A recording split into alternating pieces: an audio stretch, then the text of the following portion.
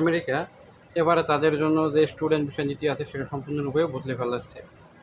America এবার যে তাদের যে স্টুডেন্ট নীতি আছে বা ভিসা যে আপনারা দেয় সেটা এবার স্থগিত করছে, এবং যারা এবার বিদেশ আমেরিকার আপনার এম্বাসি ফেস করবে, যারা এবার সেই সকল ছাত্রছাত্রীদের জন্য এটা খুবই দুঃখের বিষয়, কারণ তারা আপনার এম্বাসি সম্পূর্ণরূপে আপনার স্থগিত করছে বিদেশি ভিসার কার্যক্রম, মানে স্টুডেন্ট ভিসা যেটা বলে সেটা তারা সম্পূর্ণরূপে স্থগিত করছে। তারা বলছে যে তাদের আমেরিকা যাই যে আপনার যে বিদেশি স্টুডেন্টগুলো আছে সেখানে গিয়ে তারা আমেরিকা বিরোধী বা ইসরায়েল বিরোধী পোস্ট করে বা সব মানুষকে একত্রিত করে ফিলিস্তিনির পক্ষে এবং ইসরায়েলের বিপক্ষে দেওয়ার চেষ্টা করে।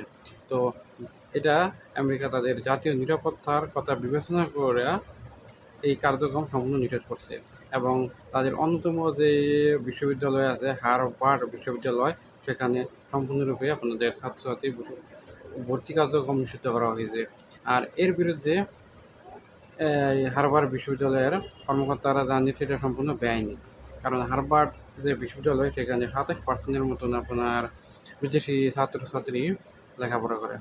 আর হার্ভার্ড বিশ্ববিদ্যালয়ের যে বিদেশি ছাত্ররা যদি লেখাপড়া করে সেখানে কিন্তু তাদের খরচের পরিমাণ হিউজ পরিমাণের আপনার ব্যয় বহন করতে হয়, যারা হার্ভার্ড বিশ্ববিদ্যালয়ের স্থানীয় যে ছাত্রছাত্রী আছে তাদের তুলনায় কয়েক গুণ বেশি। এখন আবার আমেরিকার সরকার যে আরেকটা বিষয় ঘোষণা করেছে সেটা হলো আপনার বলতেছে যে সকল ছাত্রছাত্রী আমেরিকায় যাওয়ার পর ওই মানে নিয়মিত ক্লাস করবে না, কাজ করবে, তাদেরকে ভিসা সম্পূর্ণরূপে বাতিল করে দেশে পাঠিয়ে দেওয়া হবে, কারণ তারা এই কার্যক্রম এখন শুরু করবে বলে জানিয়েছে। আর তারা যে আরও কার্যক্রমের যে বিস্তৃতি পরিধি সেটা বাড়িয়ে দেওয়া হবে।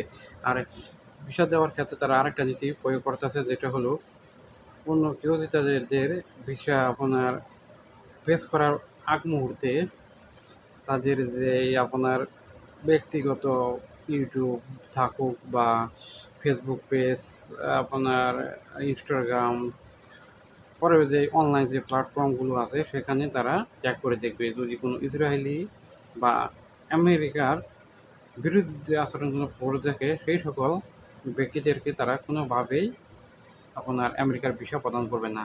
এটা সম্পূর্ণ জানিয়ে দিয়েছে হোয়াইট হাউস। এখন দেখা যাক এই বিষয়ে আর কতটুকু কী করে না করে। আর যদি আপনারা জানতে চান যে আমেরিকার ভিসা নিয়ে আসলে কী হইতেছে সেই বিষয়ে আমাকে কমেন্ট করতে পারবেন, আমি সেই বিষয়ে অবশ্যই আপনাদের একটা লং টাইমে একটা ভিডিও দেওয়ার চেষ্টা করব। ভালো থাকবেন সবাই।